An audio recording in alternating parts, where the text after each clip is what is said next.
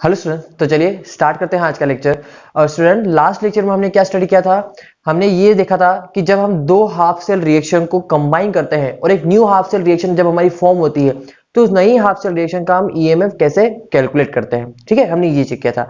चलिए एक बार उसका रिविजन कर लेते हैं क्या था वो टॉपिक, ताकि हम आज का टॉपिक और अच्छे से स्टार्ट कर पाए।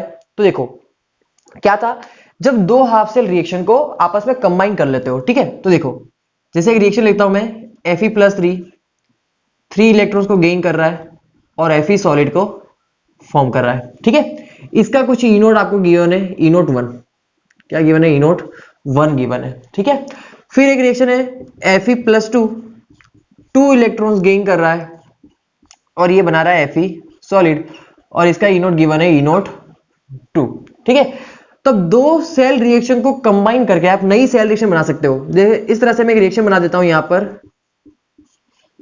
ठीक है, मैंने इस तरह से एक रिएक्शन बना दी है जहां पर Fe+3 1 इलेक्ट्रॉन को गेन कर रहा है और Fe+2 फॉर्म कर रहा है। ठीक है, हमें यह बताना है कि जो नई सेल रिएक्शन बनी है, ठीक है, इन दोनों रिएक्शन को कंबाइन करके मैंने रिएक्शन बनाई है, तो इस नई सेल रिएक्शन का ईएमएफ कैसे कैलकुलेट करना है हमें। ठीक है, हमें यह सॉल्व करना है। ठीक है, तो अब देखो ध्यान से, इन दोनों रिएक्शन को क्या करूं मैं, ऐड करूं, सबस्ट्रेट करूं कि ये रिएक्शन फॉर्म हो जाती है। तो देखो फर्स्ट रिएक्शन में से अगर आप सेकंड रिएक्शन सबस्ट्रेट करते हो, फर्स्ट रिएक्शन में से सेकंड रिएक्शन सबस्ट्रेट करते हो तो आपके पास थर्ड रिएक्शन फॉर्म हो जाएगी। ठीक है, आप चेक कर सकते हो इसे। ठीक है, फर्स्ट रिएक्शन में से सेकंड रिएक्शन को सबस्ट्रेट कर दोगे तो कौन सी रिएक्शन बन जाएगी? थर्ड रिएक्शन बन जाएगी। तो अब बताओ मुझे, अगर मैंने फर्स्ट में से सेकंड को सबस्ट्रेट किया तब मेरी थर्ड अगर रिएक्शन बनती है, तो अगर मुझे थर्ड सेल का ईएमएफ अगर कैलकुलेट करना है तो क्या मैं ये नहीं कर सकता? ई नोट 1 माइनस ई नोट 2, फर्स्ट के ईएमएफ में से क्या करेंगे, सेकंड के ईएमएफ को सबस्ट्रेट कर देंगे तो उससे क्या फॉर्म हो जाएगा? थर्ड सेल का ईएमएफ कैलकुलेट हो जाना चाहिए। ठीक है, इसकी वैल्यू आ जानी चाहिए। लेकिन ये मेथड क्या है बेटा? गलत है। क्यों गलत है? बिकॉज ऑफ आपका जो ईएमएफ ऑफ द सेल होता है, जो आपका ईएमएफ ऑफ द सेल होता है वो कौन सा होता है? वो इंटेंसिव प्रॉपर्टी होती है। कैसी होती है प्रॉपर्टी? ये इंटेंसिव प्रॉपर्टी होती है। और जो भी इंटेंसिव प्रॉपर्टी होती है बेटा, जो भी इंटेंसिव प्रॉपर्टी होती है उस पे किसी भी तरह के मोल्स कंसंट्रेशन की वैल्यू है जो अप्लाई नहीं होती है, मतलब कि वो इफेक्ट नहीं करती है। ठीक है, इस पे कोई भी आप फॉर्मूला अप्लाई नहीं कर सकते, मैथमेटिकल फॉर्मूला अप्लाई नहीं कर सकते। क्यों? क्योंकि इंटेंसिव प्रॉपर्टी कंसंट्रेशन डिपेंडेंट नहीं होती है, कंसंट्रेशन इंडिपेंडेंट होती है। इसलिए ईएमएफ ऑफ द सेल के लिए अगर आपको कैलकुलेट करना है, थर्ड रिएक्शन का अगर ईएमएफ कैलकुलेट करना है तो आप ये फॉर्मूला अप्लाई नहीं कर सकते हो। तो फिर हम क्या करेंगे? तो फिर हमने देखा था कि हम क्या कैलकुलेट करेंगे, यहां पर हम डेल्टा जी कैलकुलेट करेंगे। क्या कैलकुलेट करेंगे? Delta G. क्योंकि ये क्या है? डेल्टा जी गिव्स फ्री एनर्जी। ये एक एक्सटेंसिव प्रॉपर्टी होती है और एक्सटेंसिव प्रॉपर्टी के थ्रू आप थर्ड सेल का ईएमएफ कैलकुलेट कर सकते हो। ठीक है, कैसे कर सकते हो? देखो थर्ड सेल का डेल्टा जी क्या होगा, थर्ड सेल रिएक्शन के लिए डेल्टा जी क्या होगा? ये होगा -NF(E)(3). यही होगा ना, थर्ड सेल के लिए डेल्टा जी नोट क्या होगा? -NF(E)(3). इसी तरह से अगर मैं फर्स्ट एंड सेकंड का भी डेल्टा जी कैलकुलेट कर लूं तो देखो ध्यान से, फर्स्ट का जब डेल्टा जी नोट कैलकुलेट करोगे तो क्या आ जाएगा? माइनस कितने इलेक्ट्रॉन से? 3F(E)(थर्ड) और सेकंड के लिए क्या हो जाएगा? Delta G nought 2 is equal to -2F(E)(2). क्या यही होगा? देख लो कितने इलेक्ट्रॉन एक्सचेंज हो रहे हैं सेकंड रिएक्शन में? 2 इलेक्ट्रॉन का एक्सचेंज हो रहा है, तो 2 इंटू एफ इंटू इसका ई नोट कितना है? तो ई नोट 2 है। सही है, बात समझ आ रही है यहां तक? तो हमने क्या किया, फर्स्ट रिएक्शन का और सेकंड रिएक्शन का डेल्टा जी कैलकुलेट कर लिया। अब मुझे बताओ, अगर हम ई नोट 3 कैलकुलेट करना है तो हम क्या कर रहे थे पहले? ई नोट 1 माइनस ई नोट 2, मतलब कि फर्स्ट रिएक्शन में से सेकंड रिएक्शन को माइनस किया तभी तो ई नोट 3 आपको मिल सकता है। ठीक है, मतलब कि थर्ड रिएक्शन आपकी फॉर्म हो रही है। तो मैं इसी तरह से क्या करूंगा, यहां पर delta G nought 3 is equal to delta G nought 1 minus delta G nought 2 कर दूंगा। सही है, तो यहां से क्या कैलकुलेशन हो जाएगा हमारा? यहां से हम यहां पर सारी वैल्यू पुट करेंगे इनकी। ठीक है, सारी वैल्यू पुट करेंगे, उससे हम क्या कैलकुलेट करेंगे? डेल्टा सॉरी ई नोट 3 कैलकुलेट कर सकते हैं इजीली। ठीक है, तो ये मेथड था जब आपके पास एक हाफ सेल रिएक्शन फॉर्म हो रहा है, दो हाफ सेल रिएक्शन को कंबाइन करके एक नई हाफ सेल रिएक्शन बन रही है, तब आप उससे नए हाफ सेल रिएक्शन का ईएमएफ कैसे कैलकुलेट करते हो। तो ये हमने लास्ट लेक्चर में सब सीखा था। ठीक है, अब चलिए अब आज का टॉपिक स्टार्ट करते हैं और आज हमें पढ़ना है thermodynamics of a galvanic cell. क्या सीखना हमें? Thermodynamics of a galvanic cell. चलिए स्टूडेंट, तो नेक्स्ट टॉपिक है हमारा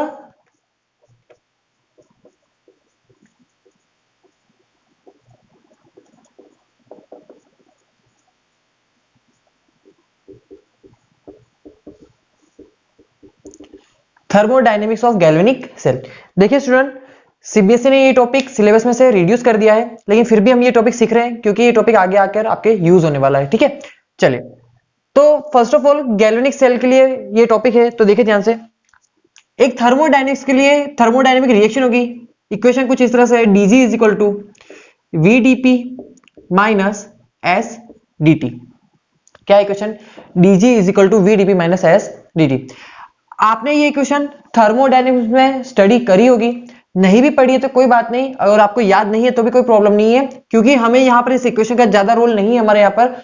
इससे जो हमारा फॉर्मूला बनने वाला है उसका हमारा रोल है। ओके, तो अभी तो आप ये याद रख लीजिए इक्वेशन, ठीक है, फिर हम इसके ऊपर जो न्यूमेरिकल जो फॉर्मूला बनेगा उसको हम यूज करने वाले हैं, तो हम उसको याद रख लेंगे। ठीक है, देखिए dg is equal to vdp minus S dt। अब मैं बात करता हूं यहां पर एट कांस्टेंट प्रेशर। कहां पर बात कर रहा हूं बेटा मैं? Eight constant pressure. Eight constant pressure का मतलब ये हो गया कि यहां पर जो आपका dp रहेगा, dp क्या रहेगा बेटा? जीरो रहेगा। क्या रहेगा? जीरो। क्यों? क्योंकि अगर कांस्टेंट प्रेशर पे बात करो मतलब कि चेंज इन प्रेशर क्या हो चुका है? अब जीरो हो चुका है। ठीक है, आपने प्रेशर क्या कर चुके हो? आप फिक्स कर चुके हो। ठीक है, अब देखो अगर आपका dp जीरो है तो नई इक्वेशन क्या बनेगी? dg is equal to vdp। तो dp तो जीरो हो चुका है, जीरो इंटू v जीरो, तो जीरो माइनस एस dt। क्या यहां तक बात क्लियर है? तो नई इक्वेशन बन गई dg is equal to minus S dt। चलिए एक इक्वेशन हमने नई तैयार कर ली है यहां पर, dg is equal to minus S dt। अब देखो, अब हम गैल्वेनिक सेल के लिए पढ़ रहे हैं, तो गैल्वेनिक सेल में एक सेल रिएक्शन होती है। ठीक है, तो फॉर अ सेल रिएक्शन या फिर फॉर अ रिएक्शन ओनली, ठीक है, हम क्या लिख रहे हैं? For a reaction. एक रिएक्शन में क्या होता है बेटा? एक रिएक्शन में रिएक्टेंट क्या करता है? प्रोडक्ट में चेंज होता है। रिएक्टेंट रिएक्शन में पार्ट लेता है और वो क्या होता है? प्रोडक्ट में चेंज हो जाए। तो जब रिएक्शन स्टार्ट हो रही है और आपका रिएक्टेंट प्रोडक्ट के अंदर कन्वर्ट हो रहा है, तो यहां पर जो गिब्स फ्री एनर्जी होगी, क्या वो जी होगी? गिब्स फ्री एनर्जी होगी ना यहां पर। तो यहां पर कुछ रिएक्टेंट की भी गिब्स फ्री एनर्जी होगी और प्रोडक्ट की भी कुछ गिब्स फ्री एनर्जी होगी। तो यहां पर क्या होगा? जो गिब्स फ्री एनर्जी में चेंज हुआ, जब रिएक्टेंट से प्रोडक्ट में कन्वर्ट हुआ ये, तो जो गिब्स फ्री एनर्जी में चेंज हुआ उसे हम क्या बोलेंगे? डेल्टा आर जी बोलेंगे। क्या बोलेंगे हम? उसे डेल्टा आर जी बोलेंगे। समझो ध्यान से, इसका मतलब क्या हुआ? इस डेल्टा आर जी का मतलब क्या हुआ? इसका मतलब होता है गिब्स फ्री एनर्जी, या फिर ये लिख सकते हैं change in Gibbs free energy of the reaction. एक रिएक्शन में रिएक्टेंट से जब प्रोडक्ट फॉर्म हुआ तो उसकी गिब्स फ्री एनर्जी में क्या चेंज हुआ, उसे ही क्या हम बोलेंगे? हम डेल्टा आर जी बोलते हैं। ठीक है, डेल्टा आर का मतलब क्या हो गया? फॉर द रिएक्शन के लिए। ठीक है, अब देखो इसे कैलकुलेट कैसे करते हो? तो उसका सिंपली आप इस तरह से कैलकुलेट कर सकते हो। देखो, Gibbs free energy of product minus Gibbs free energy of reactant. ठीक है, आप प्रोडक्ट की गिब्स फ्री एनर्जी में से रिएक्टेंट की गिब्स फ्री एनर्जी क्या करो? लेस कर दो। आपके पास क्या आ जाएगी? Overall change of the reaction of Gibbs free energy. पूरी रिएक्शन का जो गिब्स फ्री एनर्जी में जो चेंज हुआ है आपके पास वो आ जाएगा। ठीक है, मतलब कि डेल्टा आर जी आ जाएगा आपके पास। क्या यहां तक बात समझ आती है? अब देखो, अगर रिएक्शन के लिए गिब्स फ्री एनर्जी नहीं होता, क्या होता है? Change in Gibbs free energy for the reaction होता है। ठीक है, तो अगर रिएक्शन के लिए डेल्टा आर जी लिख रहा हूं मैं, तो बताओ एस को भी क्या लिखूंगा मैं? डेल्टा आर एस लिखूंगा ना? लिखूंगा। क्या होगा ये? इसका मतलब हो जाएगा change in entropy for the reaction. Change in entropy of the reaction.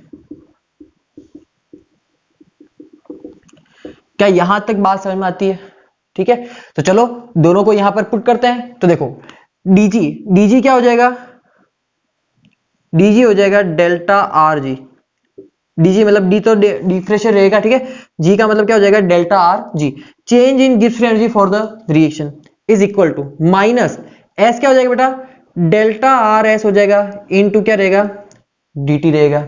ठीक है, इस इक्वेशन को थोड़ा रीअरेंज कर लेते हैं। तो delta R S change in Gibbs free energy, sorry change in entropy for the reaction क्या हो जाएगा? Minus D of delta R ji divided by T, divided by क्या हो जाएगा dt। ठीक है, अब देखो dg क्या होता है बताओ, सॉरी डेल्टा g क्या होता है, डेल्टा g होता है फॉर द रिएक्शन के लिए, डेल्टा g क्या होता है, गिब्स एनर्जी होता है माइनस NF ई सेल होता है ना बेटा, डेल्टा g क्या होता है माइनस NF ई सेल होता है। अब अगर हम यहां पर पढ़ रहे हैं delta RG for the reaction के लिए गिब्स एनर्जी पढ़ रहे हैं, तो डेल्टा RG क्या हो जाएगा बेटा माइनस NF ई सेल हो जाएगा, डिफरेंशियल ऑफ ई सेल हो जाएगा। ठीक है, क्या हो जाएगा minus NF differential of E cell हो जाएगा।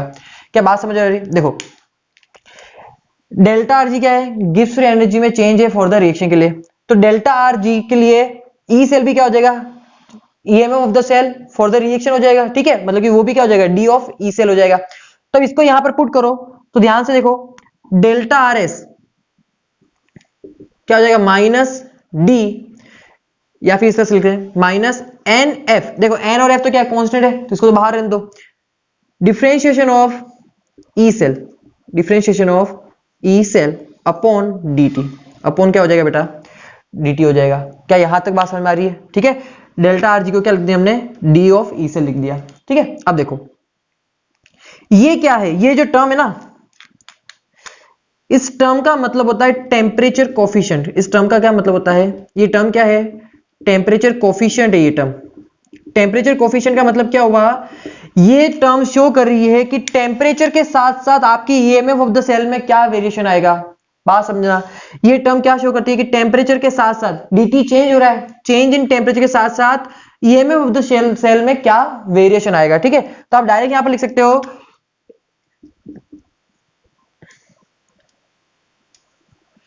This term shows that variation of EMF of the cell with change in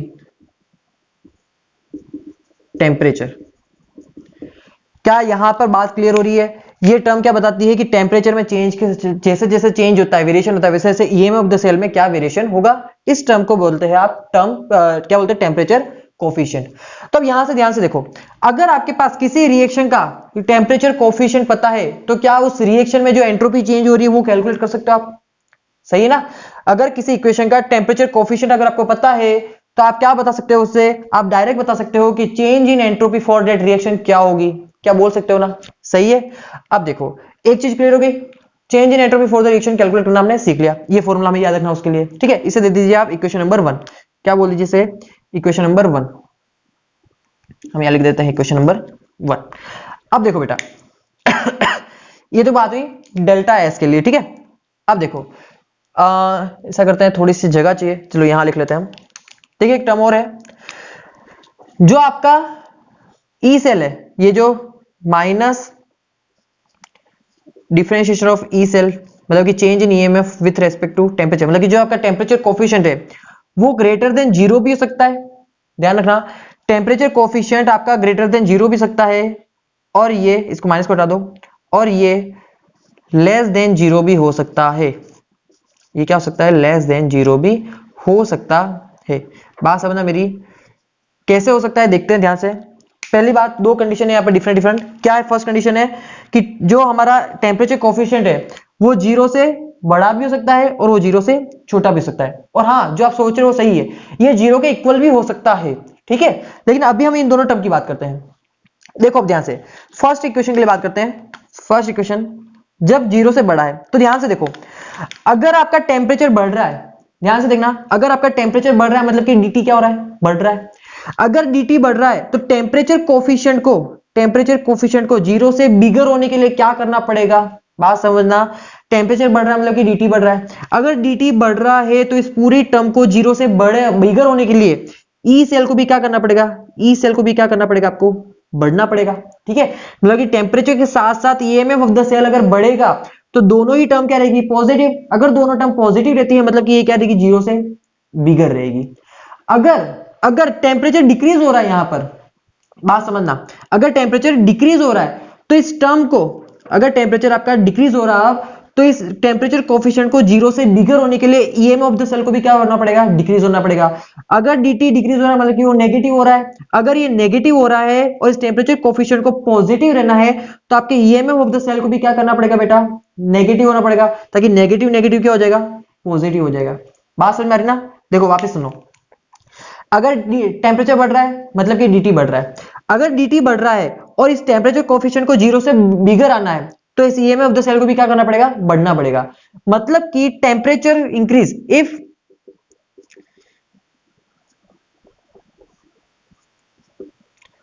temperature increases, if temperature increases then EMF of the cell increases। क्या बात समझ में आ रही है? अगर आपका टेम्परेचर बढ़ रहा है तो EMF ऑफ द सेल भी बढ़ेगा, तभी तो क्या रहेगा, टेम्परेचर कोफिशिएंट 0 से बिगर रहेगा। अगर टेम्परेचर डिक्रीज हो रहा है मतलब कि dt क्या हो रहा है, नेगेटिव हो रहा है, अगर dt नेगेटिव हो रहा है और टेम्परेचर कोफिशिएंट को 0 से बिगर आना है तो ईएमएफ ऑफ द सेल को भी क्या होना पड़ेगा, नेगेटिव होना पड़ेगा, ताकि नेगेटिव नेगेटिव दोनों टर्म क्या हो जाएगी, पॉजिटिव हो जाएगी। तो मतलब अगर टेम्परेचर इंक्रीज हो रहा है तो ईएमएफ ऑफ द सेल बढ़ रहा है और टेम्परेचर डिक्रीज हो रहा है तो ईएमएफ ऑफ द सेल भी क्या हो रहा है, कम हो रहा है ना। तो यहां पर लिख दीजिए एंड वाइसे वर्सा। क्या लिख दिए, एंड वाइसे वर्सा। क्या यहां तक बात समझ में आती है? क्या आपको पहली बात फर्स्ट कंडीशन समझ में आ रही है? क्या टेम्परेचर के बढ़ने के साथ साथ ईएमएफ ऑफ द सेल भी बढ़ेगा, तभी टेम्परेचर कोफिशिएंट क्या रहेगा, 0 से बिगर रहेगा। और टेम्परेचर के डिक्रीज होने के साथ साथ ईएमएफ ऑफ द सेल को भी क्या होना पड़ेगा, डिक्रीज होना पड़ेगा, तभी आपका टेम्परेचर कोफिशिएंट क्या रहेगा, 0 से बिगर रहेगा। ठीक है। अब इसी तरह से सेकंड टर्म देख लो, अगर if temperature increases, if temperature increases then EMF of the cell will, बताओ इंक्रीज लिखो या डिक्रीज? अगर टेम्परेचर बढ़ रहा है और इस टेम्परेचर कोफिशिएंट को 0 से स्मॉलर आना है तो ईएमएफ ऑफ द सेल को क्या होना पड़ेगा बेटा, डिक्रीज होना पड़ेगा। क्या होना पड़ेगा, डिक्रीज होना पड़ेगा। ठीक है, तभी तो क्या रहेगा, ये नेगेटिव रहेगा, तो ये 0 से क्या आ जाएगा, छोटा आ जाएगा, मतलब कि EMF of the cell will decreases. क्या बात समझ में आती है? क्लियर है ना? एंड यहां पर लिख दीजिए and vice versa, and vice versa.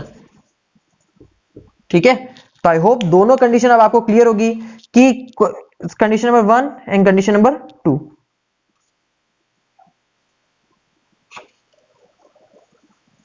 ठीक है, दोनों कंडीशन क्लियर है ना? चलिए अब ध्यान से देखिए, ये दो कंडीशन तो हमने सीख ली कि कब टेम्परेचर कोफिशिएंट आपका 0 से बिगर रहेगा और कब टेम्परेचर कोफिशिएंट आपका 0 से स्मॉलर रहेगा।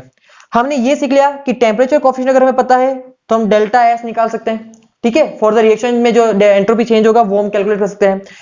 हम डेल्टा जी भी कैलकुलेट कर सकते हैं। ठीक है, जो टेम्परेचर गिब्स एनर्जी में चेंज होगा फॉर द रिएक्शन वो भी हम कैलकुलेट कर सकते हैं। ठीक है, डेल्टा एस आ जाएगा, डेल्टा एस को यहां पुट कर दो, फॉर द रिएक्शन में जो एंट्रोपी चेंज हो रहा है उसको यहां पुट कर दो, इससे क्या आ जाएगा, रिएक्शन की जो गिब्स फ्री एनर्जी में चेंज हो रहा है आप उसे कैलकुलेट कर लोगे। एक और टर्म होता है बेटा, एक टर्म क्या होता है बेटा, देखो ध्यान से, यहां पर देख लीजिए, हमने इक्वेशन पढ़ा है delta G is equal to delta H minus T delta S, delta G is equal to delta H minus T delta S. अगर हमारे पास रिएक्शन का टेम्परेचर कोफिशिएंट है तो हम रिएक्शन में चेंज इन एंट्रोपी कैलकुलेट कर सकते हैं। इस रिएक्शन की चेंज ऑफ एंट्रोपी को यहां पुट करो तो आप क्या कैलकुलेट कर सकते हो, change in Gibbs free energy for the reaction calculate कर सकते हो।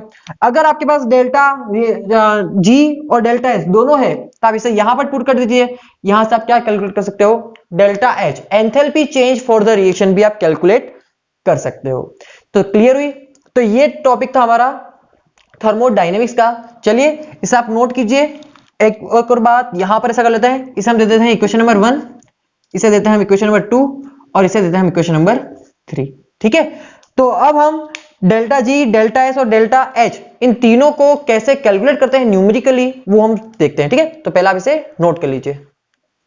चलिए स्टूडेंट, तो देखो न्यूमेरिकल आपके लिए, for the cell reaction PB solid plus HgCl2 converts into PbCl2 plus Hg solid. ठीक है, आपके पास टेम्परेचर कोफिशिएंट गिवन है एट कांस्टेंट प्रेशर पर 1.5 into 10⁻⁻⁴ joule kelvin inverse mole inverse at 298 kelvin. चलो क्या कैलकुलेट करना है, the entropy change for the cell reaction calculate करना है। ठीक है, तो डायरेक्ट क्वेश्चन पूछा हमें कि हमें क्या बताना है, entropy change for the cell reaction. तो डायरेक्ट फॉर्मूला अप्लाई करना है आपको, डेल्टा आर एस क्या हो जाएगा बेटा, minus N into F into D by D T at constant pressure. ठीक है, चलो माइनस एन, एन क्या होगा बेटा, number of electrons, number of moles of electron which are transferred in chemical reaction. तो बताओ यहां पर लेड कौन से स्टेट में है, 0 में, यहां पर कौन से स्टेट में है, +2 में। तो बताओ कितने का चेंज हुआ बेटा, 2 का एक्सचेंज हुआ। बताओ यहां पर मरकरी +2 में है और यहां पर कितने में है, 0 में, कितने का चेंज हुआ, 2 का चेंज हुआ। मतलब कि net cell electron, net cell reaction में इलेक्ट्रॉन का एक्सचेंज कितना हुआ है, 2 इलेक्ट्रॉन का एक्सचेंज हुआ है। 2 इलेक्ट्रॉन लेड से कहां ट्रांसफर हुए हैं, मरकरी की टुवर्ड्स ट्रांसफर हुए हैं। ठीक है, तो एन की वैल्यू आ गई 2 इंटू फेराडे, फेराडे की वैल्यू कितनी होती है बेटा, तो ये होती है 96,500 कूलम। ठीक है, into D by D T, temperature coefficient कितना गिवन है, तो ये गिवन है 1.5 इंटू 10⁻⁴। ठीक है, इसे आप सॉल्व कर लीजिए। सॉल्व करने के बाद आपके वैल्यू आ जाएगी 28.95 समथिंग, कुछ वैल्यू आएगी 28.95 joule kelvin inverse mole inverse. ठीक है, तो ये इसकी यूनिट रहेगी और ये इसका आंसर है। ठीक है, तो ये इज योर आंसर। तो सिंपल था ना बेटा, क्या किया हमने, हमने रिएक्शन के थ्रू पता कर लिया कि नेट सेल इलेक्ट्रॉन एक्सचेंज कितना हो रहा है। ठीक है, डी बाई डी टी की वैल्यू हमें गिवन थी और डायरेक्ट फॉर्मूला अप्लाई करना था कि entropy change for the reaction कितना होगा, जो हमने कैलकुलेट कर लिया। चलिए इस न्यूमेरिकल को नोट कीजिए, फिर हम आगे मूव करते हैं। चलिए स्टूडेंट, तो देखो एक बहुत अच्छा न्यूमेरिकल है इसी कंसेप्ट के ऊपर। देखिए आपके पास एक सेल रिएक्शन गिवन है, इन दोनों की कंसंट्रेशन भी गिवन है, इनका आपके पास एसआरपी गिवन है, कब, जब 8298 केल्विन है। ठीक है, चलो यहां तक क्लियर है। अब क्या बोला हमें, if EMF of the cell changes to 1.104 volt at 35 degree Celsius. हमें ये बताया कि इस टेम्परेचर पर हमारे पास ईएमएफ है जो सेल का, उसमें इतना चेंज हुआ है। ठीक है, फिर हमसे पूछा है कि देन कैलकुलेट गिव्स free energy for the reaction, entropy change for the reaction and enthalpy change for the reaction. ठीक है, तो चलो फर्स्ट ऑफ ऑल हमें क्या कैलकुलेट करना पड़ेगा, यहां पर हमें टेम्परेचर कोफिशिएंट कैलकुलेट करना है। ठीक है, तो देखो इक्वेशन करते हैं। पहले तो हम यहां से देखते हैं, यहां से हम ई नोट सेल कैलकुलेट करेंगे। क्या कैलकुलेट करेंगे, E cell, sorry EMF of the cell calculate करेंगे। ठीक है, तो देखो रिएक्शन क्या है आपके पास, जिंक से Zn+2 इलेक्ट्रॉन, ऑब्वियसली क्लियर है ना, ये रिएक्शन आपको याद थी, एनोड वाला कंपार्टमेंट है। फिर कैथोड कंपार्टमेंट क्या है, copper +2 electron gives copper solid. क्या यहां तक बात क्लियर है, ये हमने पढ़ा है। ओवरऑल नेट सेल रिएक्शन क्या हो जाएगी बेटा, तो Zn plus copper +2 gives Zn+2 plus copper solid. ठीक है, हमने नेट सेल रिएक्शन लिख ली। नेट इलेक्ट्रॉन एक्सचेंज कितना हो रहा है बेटा, तो नेट इलेक्ट्रॉन एक्सचेंज हो रहा है 2 इलेक्ट्रॉन का। ठीक है, अब चलो नर्स इक्वेशन अप्लाई करें, तो क्या हो जाएगा Nernst equation, E cell is equal to E naught cell minus 0.06 upon N into log Q. Okay, 0.591 नहीं लिख रहा हूं, डायरेक्ट 0.06 लिख रहा हूं। ठीक है, चलो अब यहां पर वैल्यू पुट करते हैं। तो देखो ई सेल, ई सेल क्या हो जाएगा बेटा, E naught cell minus 0.06 upon, बताओ नेट इलेक्ट्रॉन एक्सचेंज कितना हो रहा है बेटा, 2/2 इंटू लॉग बताओ क्या हो जाएगा, क्यू। रिएक्शन क्वेश्चन क्या आता है, प्रोडक्ट की कंसंट्रेशन अपॉन रिएक्टेंट की कंसंट्रेशन। बताओ प्रोडक्ट की कंसंट्रेशन कितनी है, Zn+2 की कंसंट्रेशन अपॉन रिएक्टेंट की कंसंट्रेशन कितनी है, तो कॉपर +2 की कंसंट्रेशन। सही है, चलो वैल्यू कितनी है, Zn+2 की कंसंट्रेशन वैल्यू 1 मोलर, कॉपर +2 की कंसंट्रेशन वैल्यू है 1 मोलर। मतलब कि ये क्या हो जाएगा, ये हो जाएगा ओवरऑल 1। क्या हो जाएगा ओवरऑल, ये 1 हो जाएगा। ठीक है, मैंने यहीं पे चेंज कर दिया। तो log 1 की वैल्यू क्या होती है बेटा, log 1 की वैल्यू होती है 0। मतलब कि ये पूरी टर्म क्या हो जाएगी आपकी 0। मतलब कि आपका ई सेल किसके इक्वल हो जाएगा बेटा, ई सेल इक्वल हो जाएगा E naught cell. E cell किसके इक्वल हो जाएगा, ई नॉट सेल।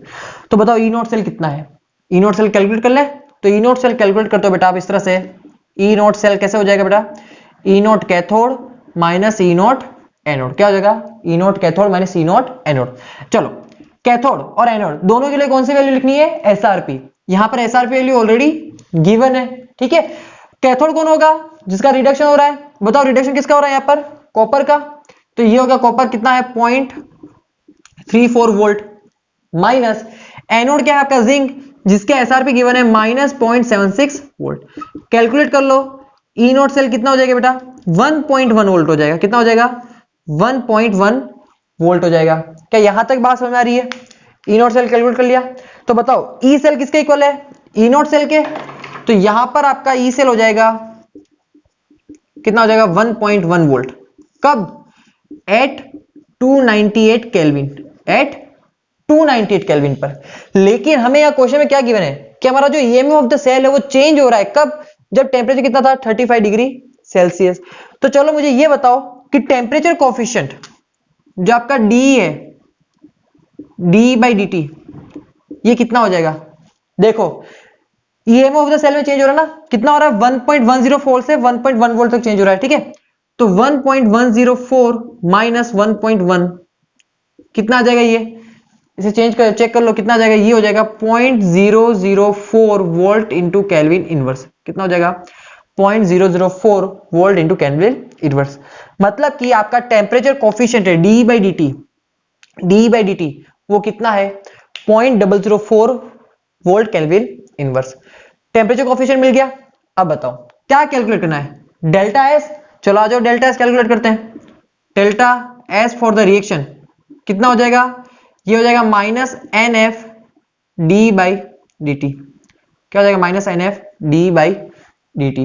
ठीक है, अच्छा सॉरी यहां एक मिस्टेक कर दी हमने, यहां अपन 10 लिखना। ठीक है, कितना है, 35 डिग्री सेल्सियस है ना, और ये कितना हो जाएगा, ये 25 डिग्री सेल्सियस हो जाएगा।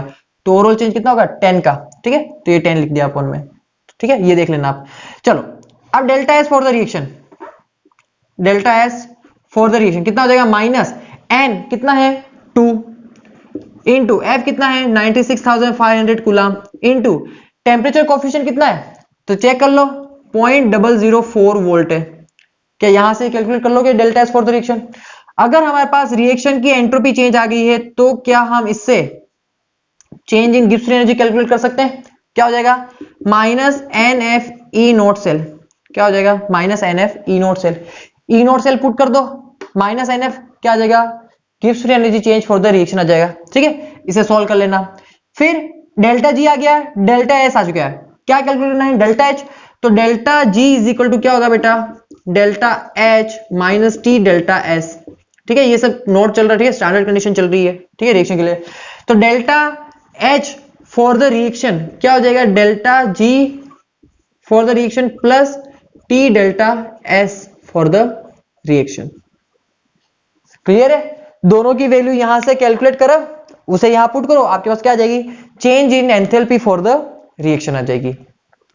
तो ये था एक सिंपल सा न्यूमेरिकल, जहां पर आपके नर्ड्स इक्वेशन के कांसेप्ट को यहां पर इसके साथ क्या कर दिया, थर्मोडायनेमिक्स में ऐड कर दिया और एक बहुत अच्छा न्यूमेरिकल तैयार किया है। ठीक है, इस न्यूमेरिकल के इस लेक्चर को आप 1 से 2 बार रिवाइज करना, आपको चैप्टर टॉपिक बहुत अच्छे से क्लियर हो जाएगा। चलिए आज का लेक्चर हम यहीं पे फिनिश करते हैं। इस न्यूमेरिकल के ऊपर जरूर देना कमेंट बॉक्स में आंसर कि न्यूमेरिकल आपको समझ में आ रहा है या नहीं। चलिए अब मिलते हैं हम नेक्स्ट लेक्चर में नए टॉपिक के साथ।